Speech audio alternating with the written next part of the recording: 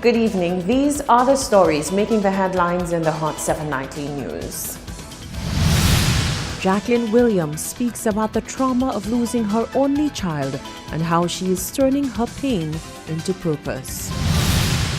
The National Consumers Association blasts retail outlets for price gouging and calls on the government to act on the issue. The Caribbean Federation of Police Welfare Associations agitates for legislation to protect law enforcers.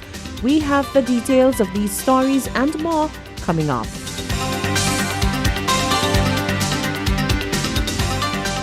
This is the Hot 7 Nightly News with Lovelace and Amy Joseph. It is Tuesday, the 27th of November, 2018. Welcome to the Hot 7 Nightly News. I am Lovelace St. Amy Joseph. Thank you for joining us.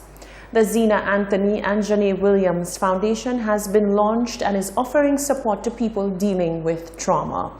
The mother of Janae Williams spoke with our news desk about her own trauma, that of losing her only child in a vehicular crash. She explains why she and Zena Anthony's parents arrived at the decision to develop the foundation in the girls' names. The parents of two teenagers who perished in a vehicular accident are turning their pain into purpose. The ordeal that they went through is every parent's nightmare, a phone call informing you that your child is dead. The accident that claimed their children's lives occurred on Saturday, the 29th of April, along the Groseley Highway. Jacqueline Williams says the immense grief of losing her child, Janae Williams, has been heart-wrenching, but with support, she's channeling her grief into a positive venture. She says for people dealing with trauma, there is no going around the pain. It must be faced head-on to get to the other side. This is the only child I brought into the world, and she's no longer here.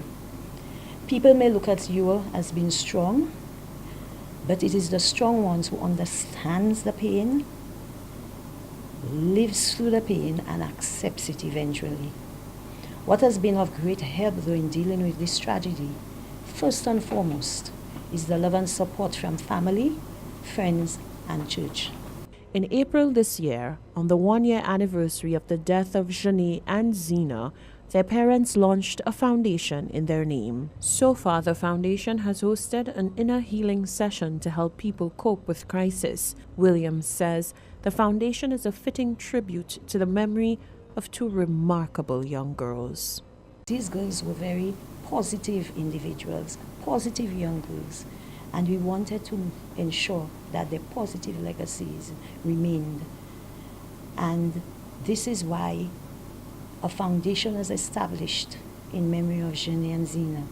Zena and Janae were always interested in self-development of themselves and their peers. The foundation wanted to continue that legacy. There is an inner healing aspect to the foundation as well, which focuses on helping individuals who suffer from unresolved issues, trauma, difficulties in life. To find out more about the Zena and Janae Foundation, visit their Facebook page and be a part of the plans to make a difference. A leading member of the National Consumers Association is calling on relevant authorities to step in to protect consumers from price gouging. His concerns were raised after a company was caught on camera allegedly engaging in that very act. Rochelle Gonzalez has more in this report. The National Consumers Association has spoken out in favor of consumers after a now viral video was released showing an alleged disparity in prices at a Courts branch during last week's Black Friday sale.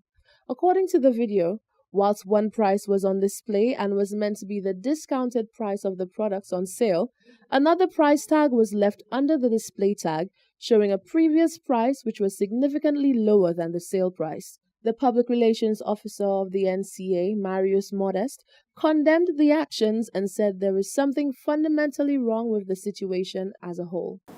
That is advertising under false pretense. And from some other people that have complained to me personally, and I don't know how many that have been to the office, because we have an office up on the highway opposite Lucilec, where we always ask people when they have complaints and so on, they can come to us. That should not happen. And most probably, whichever company that is responsible for that, most probably some heads may have to roll over there. Because you cannot invite people to a thing and you say that you're having a sale and people expect a sale supposed to be something reduced and not up, you know. Earlier on Tuesday morning, Court St. Lucia posted a statement via their Facebook page apologizing profusely for the disparity, which they called an error at one of their branches. The company went on to express concerns over what transpired and professed a commitment to offering the best service to customers. However, the NCA's PRO said the apology is not enough. To me, and from the standpoint of the association, courts has to do better than that. Most probably they might have to have another sale and then give people the real price and the real benefits that they're supposed to get that they promise. Modest said because this is nothing new, the NCA has always warned customers of the need to be wary of such traps and to know their rights. We always tell people to shop wisely, ask questions. Don't just go and buy, like we say in the Creole parlance, jab and sack. You have to ask questions. Another thing, consumer, they have to know their rights. You have a right to be heard. You have a right to have proper information. You have a right to fair practices, you know, and things like that. And you have a right to read the labels and the things that you're buying. Don't just go and buy things anyhow. Modest called on the government to enforce the Consumer Rights Bill. According to Section 117, Part 1 of the Consumer Protection Act, under the caption Unfair Method or Unfair or Deceptive Practice, a supplier shall not, in the course of trade or commerce, adopt for the purpose of promoting the sale, use or supply of goods or the provision of any service, an unfair method or unfair or deceptive practice, including the practice of making statement, whether orally or in writing or by visible representation which misleads the public, concerning the price at which a product or like product or goods or service has been or is ordinarily sold or provided. Reporting for Hot 7 News, I am Rochelle Gonzalez. Courts has issued an apology to the general public for the alleged error at one of its branches. The company said that it is aware of a video posted online showing a disparity in the price of washing machines at one of its branches in St. Lucia. The company has spent the last 2 days investigating what led to the disparity, which it believes was fueled by multiple rounds of deals which took place across its stores throughout the week leading up to Black Friday. Needless to say, the company has expressed concern about what happened, as it says Unicoma and all its subsidiaries have always been above board with the way they conduct business. The company takes pride in offering the best service to its customers and has apologized unreservedly to those who may have received misinformation as a result. It welcomes the transparency and consumer advocacy and says it remains committed to delivering the best value for money in every market that it serves. It is also putting the necessary steps in place to provide the appropriate redress to customers who may have been affected. In other news, the Caribbean Federation of Police Welfare Associations is standing behind the Royal St. Lucia Police Force at a time when they say morale is at an all-time low. The organization is also agitating for legislation to be passed for the protection of law enforcers in St. Lucia. Rochelle Gonzalez reports. The president of the Caribbean Federation of Police Welfare Associations, Anand Ramasa, is calling on the sitting administration to join in the push to support the Royal St. Lucia Police Force in a bid to boost much-needed morale. Ramasa is on island for the intersessional midterm meeting of the CFPWA, where they review the objectives of the regional associations and determine whether or not they need to reevaluate their goals and achievements. On Tuesday morning, the CFPWA president said one of the major issues affecting the RSLPF is the deficit in relation to the legislative and administrative framework for the welfare organization to operate in this jurisdiction.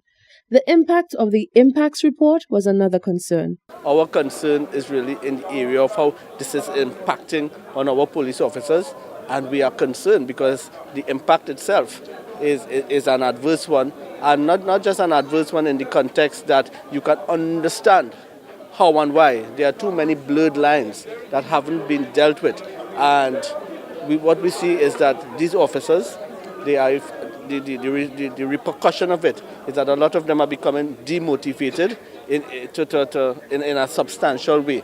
And if that is not addressed, one, and secondly, the perception that these officers are being pursued in relation to external forces as opposed to a real understanding internally, then that in itself would be woeful in terms of the well-being of those officers. With the impacts report hanging over the heads of police officers involved, Ramesar urged the powers that be to refrain from making veiled statements surrounding investigations and prosecution. If you intend an investigation, then be very clear in relation to whether there is an investigation and leave it up to the outcome of the investigation. Do not make statements for political mileage, because it will operate to the detriment of your police organization, which is very important to the proper functioning of your country. The CFPWA president continued on to say governments need to rally behind the police force as opposed to joining in on the chorus of condemnation of them. This in itself, he said, will boost public confidence in law enforcement. Reporting for Hot 7 News, I am Rochelle Gonzalez. Following a robbery at Hits FM radio station on Sunday, the company is making a plea to the public for any information relating to the incident. It is asking that people call the Royal St. Lucia Police Force at 457-7488 with that information. On the morning of Sunday, the 25th of November, the station manager, Cameron Holder, discovered that the station had been broken into and thieves had stolen all radio-related equipment, together with multiple technical devices such as computers, monitors, and amps, which are necessary to operate the station.